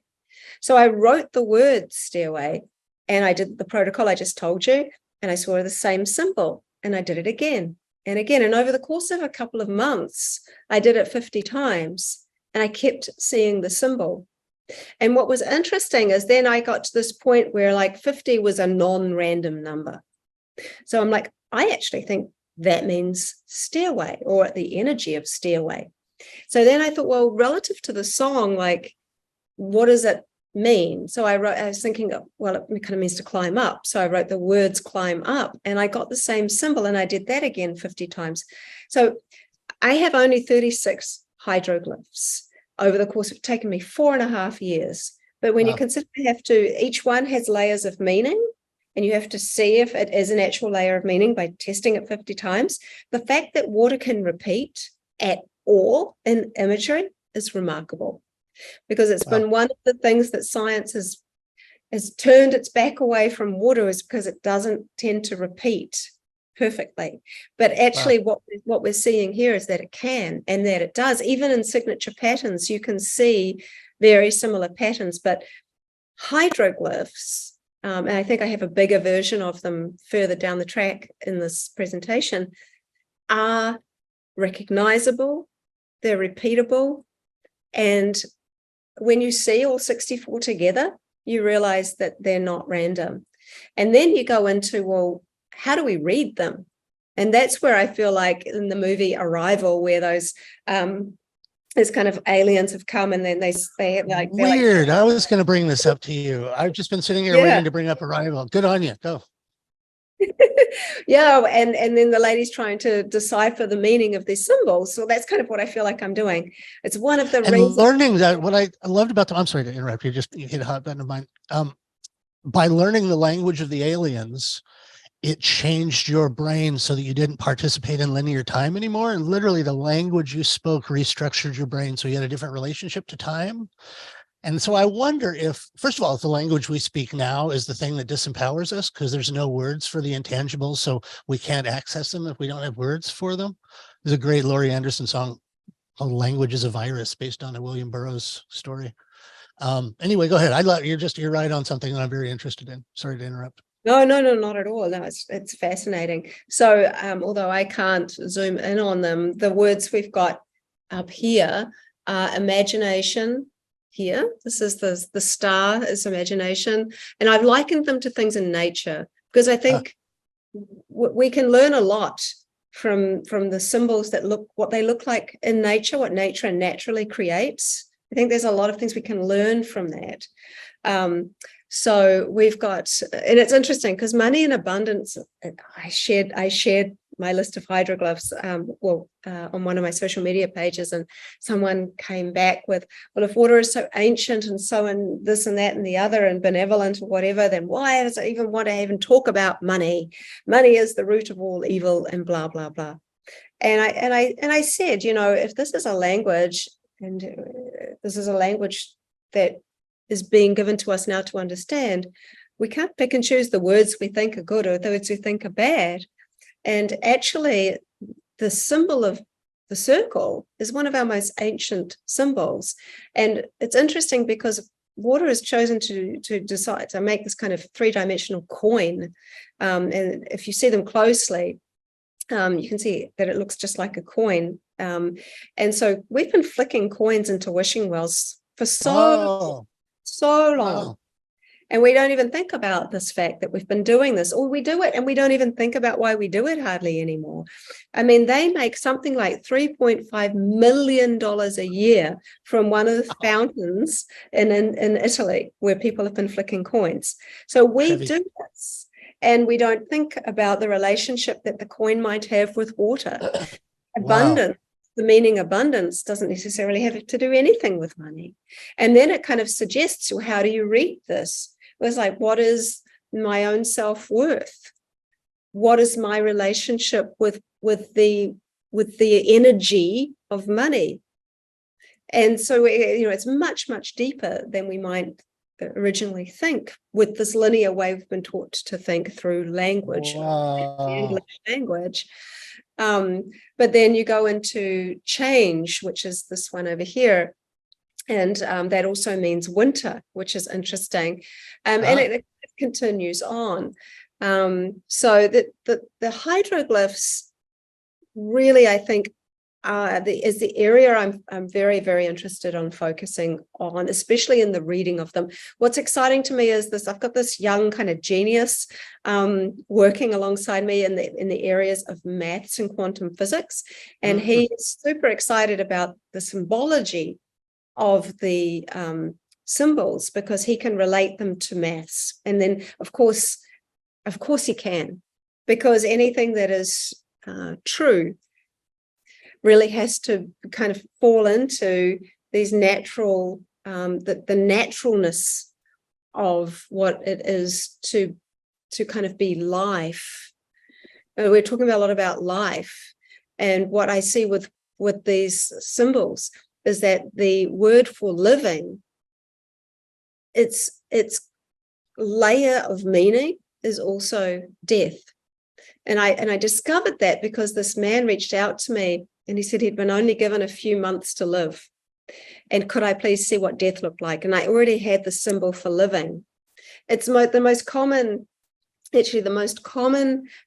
meanings for the living glyph, living and gratitude, both of them are layers of meaning. But another layer of meaning is this death symbol, the word death. And so when I wrote the word death, I kept seeing the living glyph, and I'm like, living? No, that can't be right. And I did it way more than 50 times because I didn't want to report back something that seemed not correct to this guy. And it dawned on me somewhere in between all of it that, of course, we love to label things in the world to make us maybe feel safe or whatever the heck we do with them. And so we have this idea that sometimes we say, well, that's dead water because it's polluted, or that's dead water because it doesn't have this structure or this form or whatever it does or it doesn't have. But water doesn't die. Water is always in one of its stages. Water will evaporate. It will come back around. It reincarnates for all to see. It doesn't. Wow. So water takes the word death and it creates the life, because there is no such thing as death in the realm of water, because it was more of a transition. And so when you kind of take that and put that into the reality of water, it's very, very powerful, because, you know, we get into a lot and big conversations then about, well, how can we then identify water as conscious, or whether it's affecting, or our conscious mind is affecting the water? You know, it goes into that, because when you're not consciously part of that process of being aware that you're seeing if water is conscious or is consciousness affecting the water. Like, studying consciousness is very hard, because you can't take consciousness very easily out of the equation unless you are having an out-of-body experience, or unless you are having a near-death experience, or unless you're in the dream state, which we kind of discussed in the last conversation we had. But what have I got here? So hexagons are such a big piece in the realm of water, and someone was talking about the pyramids, and so you kind of see these pyramids within a hexagon as well, where they form, like, in lots of different shapes. There's so many of them actually within a hexagon, and water designs it like there's multiple pyramids. It's very, very interesting. But when it comes to hexagons, the bigger the better. So when you see a hexagon take up the entire petri dish like this, that water was taken from an extremely pristine cave with stalagmites and stalactites right up the top of a hill, and part of the water that flows through this underwater kind of aquifer that's pushing up into this bubbling spring is from one of the purest waters in the world down the South Island. And this is actually a huge hexagon that formed in my sister's outdoor bathtub. It froze over. So that's her, the shadow is of her taking a photo, but it's about 2.5 to 3 feet big. So it's really, really huge, which is interesting. Wow. You see these incredible hexagonal patterns. I'm going to flick through some of these because this was a presentation for something else. But this is an interesting one, because you can see water taken from the mouth of the spring, and the further away I took the water samples from, the more disordered the hexagons were. And this is from a man called Theodore Schwenk, and he used something called the water drop picture method, where basically he would drop a droplet of water, and the way in which it splashed, he would photograph it. And if it created this kind of thing that looks like a dandelion, the healthier the water was, and then it started to kind of degrade. And he did the same thing. He took water from the mouth of the spring and then took it in from further away, and you can see it kind of is in line with the work that I've done here. Those look very much like the structure of an iris too, that shape in your eye. Some of those pictures look like it. So what we're seeing here is the first frieze, and then the second and third frieze. So I want to talk about that a little bit. So I'm going to go back to this. So what we're going to, I'll just see. So this is what we call the first frieze. This is the stage that I freeze my water samples at. A lovely man, very clever guy, figured out how to somehow photograph the water freezing in the freezer, and he's part of my private group. So we have all these incredibly talented people in there learning how to do new things with water. So this, see how much clarity the lines are. So when you over freeze water, and I always teach people how to do this in my workshops, it's like, this is 5 minutes here, around about 5 minutes, this is sped up about 5 minutes. Now, the water that you're going to see next, it kind of like washes this away. That's the second freeze. And then up the top, you see this darker water appear with bubbles. That comes down, and that's the third freeze. So if you freeze water for about 18 to 20 minutes, you'll get 2 layers of ice with water in between. When you hold it up, that liquid water will kind of make its way down and out of the dish. And then you can see there's these 2 layers of water. So when you tip the water away to reveal this image, which is my technique, if you tip that water you were tipping away, rather than tipping it away and down the sink, you tip it into another Petri dish, and that will give you a secondary layer of information. So it's actually very beautiful. So what we're going to see now, to make more sense of it, is that when you overfreeze water and you completely let it go solid, which is what we're seeing here, it clouds this very clear image. So what we're just seeing now. So now you're going to start seeing that kind of wash, and it's washing away the original imprint. And then you've got this darker bit coming through. Interestingly, that darker bit with the dark bubbles is actually the water in between the 2 layers of ice.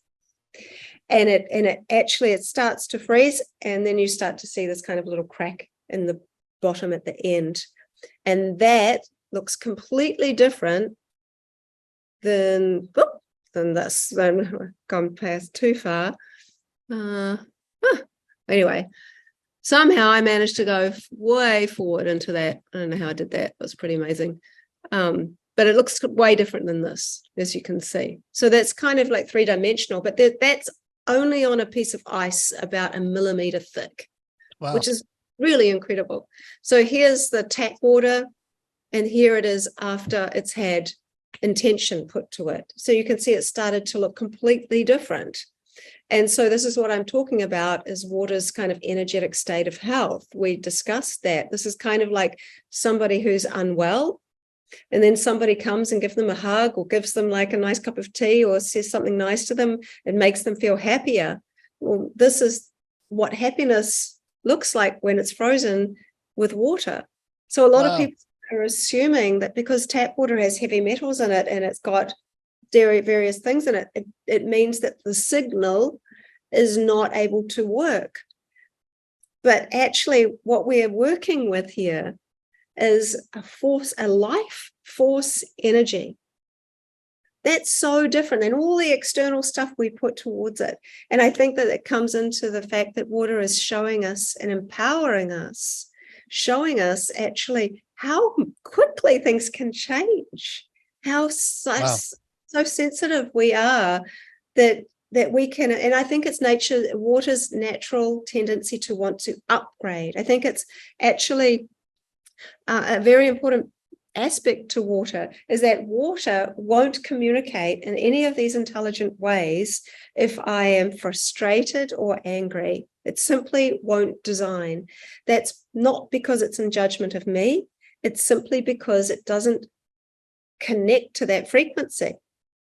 So what's really cool about that is that actually I wouldn't do this now. I don't even think I could do it. As years ago, somebody said, well, can you manipulate water? And I think they were coming from the perspective that, people like Tesla and Victor Schauberger, their work was so profound and natural, based on these natural truths. And they were able to observe and witness those. And it's just like fire can be used to heat things, but can also burn you. So their work was taken and used for purposes that were not great. And so what I love about water is that it won't work. This won't work in a lower frequency. It just doesn't play. So when this person asked me, can you manipulate it? I did this thing where I basically said to water, because there's nothing stopping me. This is the wonderful thing about my work. And I think that's why it works. There's no reason that I can't try anything I want to try, because I'm not being paid by anybody to do anything. This is fun for me. And so I just kind of said to the water, how about you design something beautiful for me, and it can be just between me and you. Oh. And I knew I was lying. I knew I wasn't being honest, and that I can't hide. I'm such a bad liar. And I was like, okay, I'm going to try to be somewhat manipulative and just say, but I knew that the moment that I saw a picture, whatever that picture might be, kind of in an assumption that I might actually see one, that I would share it on social media and maybe thousands of people would see it. It wasn't going to be private, but I just said the words, but it's not what I meant. And water just wasn't having it, didn't play with me at all. Wow. Of course not. Wow. Of course not, because we're by molecular count, not by volume, we're 99% water. Our intelligent body of water, which is also a liquid crystal because it's got the dissolved salts in it. Salts are a crystal and they have an electrical component, which means why we have cellular memory, because the water stores the information, the salt holds it there. And we also can observe ourselves, which we can get into later or another time. But, you know, we have all of these aspects to the water within us that is essentially communicating to the water outside of us. So the water within us, though, I think there are literally two types. There is a spiritual aspect and there is a physical aspect. And the spiritual aspect of water, we have to remember that water is in multiple stages. We've identified 4: liquid, solid, gas, and a type of gel or plasma. And within all of those stages, there are multiple levels of subtleties. There are something like over 300 different types of ice. And within each type of ice, there are different subtleties. And I found out that in Maori, in Maori language, there are 60 words for different types of water. And these indigenous cultures that have had time to watch nature for long periods of time, they're able to really, really understand water and nature so well. But we're in a very fast-paced kind of life. We can zip through our day and not notice the tree moving or the shadows or the little things that little children, when they're babies, they are so attracted to every tiny little bit of fluff on the carpet. They'll just be fascinated with these tiny little specks, and they'll study it and they'll want to touch it and eat it and everything. They're so immersed in the sensory perception of the smallest little things. And we have that still within us. We're still the little baby. We can still actually have those experiences. I know somebody that had a psychedelic experience, and all they did was look at little bits of fluff on the carpet for 4 hours. And it was like the most spiritual experience for them. So I think that what water is also sharing throughout this liquid lens of our eyes and this liquid body of ours is a reflection of all the ultimate truths that are. Wow. Because it will not play in the realms of manipulation or deceit. That's awesome. Wow. Pausing to wipe a tear from my eye from the heartfelt beauty of what you said. That's beautiful. One of the most intriguing ideas that I've heard in the last couple of years is this idea that reality is an intelligent fabric and it's interactive, and that we're working right now on Magical Egypt Season 4, which is about ritual magic, formal magic, and the presence of, you know, how ubiquitous magical thinking was in Egypt. And so if you're thinking about this idea that one of the many things we've been disconnected to about our heritage is that we no longer even understand that it's possible to impress your will on the intelligent fabric of reality. And things have hinted at it, that kind of clumsy secret documentary and What to Believe, where Emoto was made famous. But if you think about so many messages that are possibly being misunderstood from the past, trying to remind us of these things, and one of the central difficulties in trying to do a documentary about magic or magical tradition or magical thinking is, what is the interface between what you want, what you think, or what you wish to happen, and what actually happens? What is the piezo? You'd said something interesting about salt and piezoelectric crystals. There would be no electric guitar without piezoelectric crystals or motion detecting alarms, because they take a vibratory phenomena and change it to an analog vibratory signal or motion or whatever sound, and turn it into a digital signal. So electric guitars wouldn't be possible if it weren't for that digital to analog conversion that the crystals in salt, piezoelectric crystal in quartz in particular, it was there. So this whole mechanism of converting ideas into reality was a big blank spot. Like, it must be there in the formula somewhere, but nobody was really able to speak about the actual mechanism. And then when you show these things, water is the medium, water is the receptive medium on which we can project at the small scale, little things we want to happen, but on the large scale, literally the shape and fabric of reality and our nature, our role in reality is up for grabs, depending on who has the most bright lumens. How many lumens do you have in your projector? You know what a lumen is? When you buy a projector, you can get a 1,000 lumen or a 10,000 lumen. And so real magicians are people who have 10,000 lumens instead of 300 lumens. When you go to Office Depot and buy a crappy little projector, it's 300 lumens. And then the lumens, the projectors that are on those buildings, skyscraper things are, 100,000, I don't know, 100,000 lumens is probably a laser beam, but 10,000 lumens is a lot. Anyway, the point is, I'm belaboring this point. This intelligent fabric, the medium between consciousness and material world, seems to be water. We are water. I just want to keep, we're not going to have time to do this now, but I wanted to bring this back around to also something that the Maoris you just mentioned had such a relationship to water, and the way Eskimos have thousands of words for different kinds of snow, the Maoris had for different kinds of water, and that's fascinating.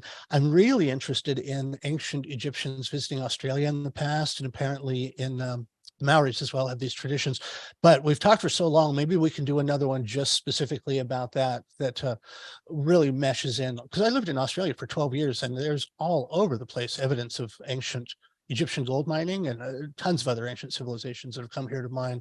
But there's just something about the structure of society and Queen Elizabeth's tenuous grasp on the ownership of Australia that you literally get persecuted and thrown in jail if you suggest that people were here before the settlers and what became Australia. So you literally can't talk about, and New Zealand is the same thing. There's so many megalithic ruins in New Zealand and you're not allowed to. So next time we talk, go ahead, I'm sorry. So well, let's bring that up next time we talk, because it's a whole hour conversation and I want to get there. Let me just summarize this idea that there's this idea in Egyptology called the netters, and Victorian Englishmen way later in time projected back on them that this is a kind of superstitious hero worship or gods or paganism. But the Egyptian word netter that we assume means gods actually means principles. And it might actually mean netter in TR, might actually mean the natures, that the gods that they're trying to describe are actually the principles of nature or components of consciousness, or both, that allow consciousness to interact with nature. So the netters are the gods of Egypt, which might very well be the natures. And there's one in particular named Amun. He's the hidden one. He's not visible in physical space, but you know him because he, listen to this, he is the breath of life across the waters. When you see ripples in water, it's Amun. It's this unseeable physical presence that is only observable because of the vibrations that pass over the surface of water, which might well be thoughts traveling across the surface of consciousness, that Amun in this case might very well represent consciousness itself. Or anyway, just the idea that Amun would be tied in with water and waves and the animating ability of waves to animate matter. So what you've discovered here, there's a little story from the 80s that apparently this big reset and the financial collapse and the destruction of all of our civil liberties and privacies and dignities was supposed to happen back in the 80s. And it was all ready to go. And this young troublemaker that nobody saw coming, this guy, Bill, not the good one, the good Bill Gates, always wore a turtleneck, the Apple guy, Steve Jobs. Steve Jobs came along and he invented this weird little box. And everyone who bought this box, it was like a business in a box. And suddenly people were generating their own money, generating their own income, generating their whole industry. No one saw it coming. It was this new technology that was literally, I hate this word disruptor, but this technology was a disruption technology. And then all of the damage, all of the monopolistic last end game that was about to happen, where the people good at playing the finance game get all the money and we get nothing, have all our property taken from us, and all that stuff that keeps trying to happen, was put off for another couple of decades because all of a sudden people had this little Apple machine that you could buy that made you self-sufficient. You were no longer dependent on the government to give you a job or big business to give you a job or whatever. And so it was this moment of freedom, and it absolutely messed up the schedule of pulling society apart and restructuring it in this horrible, tyrannical way. In just the same way, and I've been lamenting because this time there's no Steve Jobs and there's no Apple computers coming down the pike to save us from this thing that we're about, this jail cell we're about to walk into that's never going to end once we let it happen. You may be a new Steve Jobs who's introduced a new type of technology nobody was thinking about. The ultimate computer is reality when we're the ones pushing the buttons, when we're the ones incepting. I agree. This is my second head. I just grew a second head off of my. No, but I agree. This could change the world. This is the most important stuff. Well, you know, So, go ahead. I'm sorry. well, I'd love to be able to share really quick something which I think is important, is that when people learn how to do the crystallography, when they use words and then they freeze it, and then there's this ice. My children taught me something's really, really important. And that is that when I was, because they've been watching me do this for years. My daughter Shanti, she's like 104, but she's only 12. And years ago, I was holding up the dish of ice. I'd just taken a photograph, and she said, "Oh, can I have that, Mummy?" And I said, "Okay." And I gave her the dish, and I watched her eat the ice. And I'm like, "What are you doing?" And she said, "Oh, it's good for me, Mummy." And I'm like, "Okay." And then a while later, her brother asked to do the same thing, totally separate from her.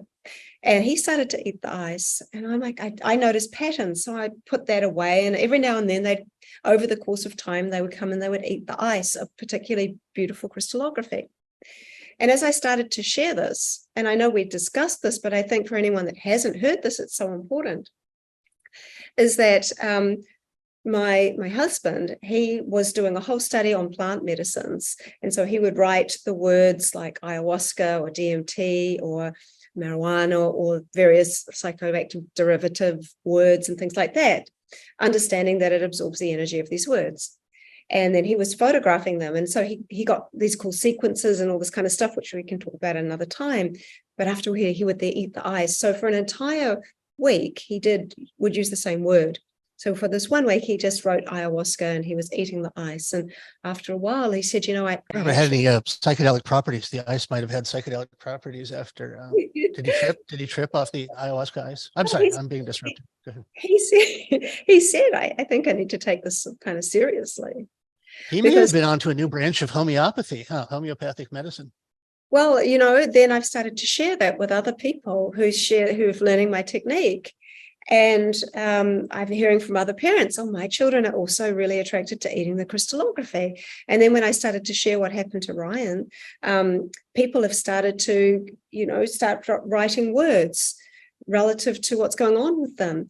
So I've had a number of people that have had insomnia write words like rest and then eat the ice afterwards, and have found that after doing that for a week or so, they're actually sleeping for the first time in 4 years straight through. We had a lady on my last masterclass that had been vaccine injured, but with various different issues. And for 6 months, it was almost a meditation. She would write a word will bubble out of the well of your own knowledge, and you'll know what that word will be. It doesn't even have to make any sense, but it'd be the right word. And then you use that, and she ate the ice for 6 months. She's totally better. And I'm starting to get more and more information. The more people learn about it, the more people are doing it. I did it the other day for a headache. We have some other lady in Japan did it for a headache as well. Did it for diarrhea, like she had constipation and she needed to use the bathroom. And so she did it to help relieve that. And it worked so well. So we're getting more and more reports. So even, we get all this fear porn all the time. Oh, the ice caps are melting and that's all we're going to die or whatever we're going to do. But actually, the ice caps melting, the stage of melting and the stage of freezing is the stage of creation. Wow. That fourth phase of water, this in-between stage, happens when water begins to freeze, but before it's frozen and as it begins to melt. So we're in the most powerful age right now. And these medicines, this water, this ice medicine, this liquid crystal medicine, which is the actual stage that we're eating this ice, is I think it's early days, but I think it has such power, and it's so accessible for all of us, and so cheap. You just have to get a petri dish. Some people I'm going to do a whole thing where I can show you don't even have to use petri dishes. You can use a glass with a flat bottom. You can use like those Pyrex, baking trays, the glass ones. It just has to be glass and with a flat bottom, and you can get the crystallography and you can do it. It's just need a freezer. It's so Wow. much fun, and it's such a powerful medicine, I think. All right. So here's my final point. I have a friend who's an author. His name's Robert Bovall. He was collaborated with Graham Hancock on a lot of Graham's early work. Robert wrote the Orion Mystery. He's an amazing guy. Big brain, really intelligent man. And the last time I talked to him, he was talking about this thing that's this fundamental conundrum in quantum physics, about how the experiment seems to know what's on your mind. The double slit experiment that was such a puzzling, weird existential thing in quantum physics, where depending on what you expect to see or how you perform the experiment, the slit scan experiment and the photons in this experiment will go one way or the other, depending on how you perform the experiment, how you want to do it. And somehow it takes a long time for a really intelligent person to explain this phenomena, but the experiment itself and the universe, by extension, seems to be watching you, because something needs to be conscious to understand what you're expecting, like the universe to respond to you interactively in these slit scan experiments. Are you expecting to see waves? Are you expecting to see particles? And it's either one, depending on you. And sometimes if nobody's measuring the experiment, a different thing happens. So you've really thrown open this field of what is the observer that observes us doing these experiments that suggests that consciousness impacts reality. You found a tidy little way to explain this thing that I keep droning on about, that I find so comforting lately, because man, I have a fatalistic vision of what this next year is gonna, and something needs to happen. Something needs to happen, and maybe you're it. Maybe you're the avatar that Well, Cameron failed to provide us with. I think we're all our own avatars playing in this kind of, in these different roles in these bodies, and we get very attached to these physical bodies that we have. But honestly, if we just close our eyes and see ourselves from the perspective of water, we see ourselves in such different ways. And our outcome, it's like always we're looking for towards the future, or we are like remembering the past. So, but as we all know, we really have right now, and this right now moment. I'm so you come into gratitude, and I found that gratitude overrides problems after problems after problems. And one of the things that people I was very inspired by, who wrote a book called Man's Search for Meaning, someone Frankel, and he was in the Holocaust, and he was a psychiatrist. And what he discovered was that really our quest for happiness is not the quest to be searching for. Because as we see in the world, we can have everything we think we need. And then there's this constant desire for something else, or there's this constant problem. So we have momentary kind of feelings of happiness, and then it's this kind of wave of stuff. But he said, actually, our search for meaning is what really holds us true on this path, in this world, in this life, because it's what's going to actually get us up in the morning when we don't feel like it. And all of these things in relation to water and philosophy and art. I mean, that's the thing. You're a musician, music is one of the powerful things that will last throughout the time. The arts are People these talk beautiful about being in the pieces. flow. People talk about being in the flow. There's so many water metaphors for music. Absolutely. And I think we also tend to think that everything is just going to be just absolutely terrible, because our experience of the last few years has been just so highlighting so many things that seem wrong. But bringing it back around is that doing these very simple things. I mean, I've been tinkering away in the freezer for like the last 9.5 years. I remember my son saying, "Oh my God, Mum, nobody's really going to be that interested in what you're doing." And I'm like, "Well, I'm just going to keep doing it anyway, even if you think that." And you can't chase a market anyway. Well, there's something about being an artist and being a producer of truth as opposed to schmaltz, and chasing a market is the sign of death. All you can do is what's in your heart. It's a big reason I started Magical Egypt. I just wanted to do a project where I had no bosses and no sponsors, and I could break every rule. I worked at the network for so long, and there's all these rules that I couldn't really be fully creative. fully unfurl my weirdness bone because it was so constraining. So I did Magical Egypt specifically as a project where I could break every single rule there was. And it was such a joy that I could never do anything else again. Once you realize the only thing an artist should be doing is mining your head and not trying to chase a market. But, look at what you and Venice have been doing. You've been creating this kind of music together, right, the last few days. And so I think it was Quincy Jones. He says there's two things we can't live without: water and music. And the two together are kind of life. You have these two things together, the sound and the water and the wave and the movement, and you create this kind of living energy. And so I feel like these are the things that whether we are like waves going back into the ocean and coming into being another wave again, whatever it is, the artist's work can last generations and generations and generations of time. And so this is one of the reasons I think that I'm so grateful.